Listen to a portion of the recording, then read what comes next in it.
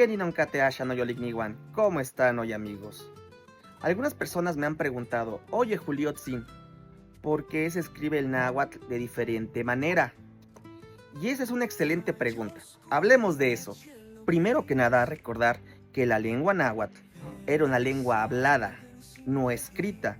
Nuestros antepasados utilizaban pictogramas para representar sus ideas. Fue hasta después de la conquista cuando se implementa el alfabeto castellano para darle una escritura a la lengua náhuatl. Con el pasar del tiempo, se han hecho varias propuestas para la escritura. Por ejemplo, el modo clásico, que fue utilizado por estos frailes. También tenemos propuestas modernas, donde podemos encontrar el uso de letras como K, W, S y J.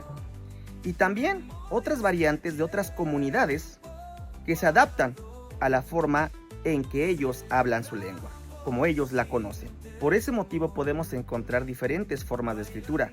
Por ejemplo, esas palabras, cuacualcin, yogual, ejecat. Vean, es la misma palabra, pero con diferentes propuestas de escritura. Muchos opinan que debería haber una forma estandarizada de escribir el náhuatl, una sola forma. Yo opino que todas las propuestas son correctas.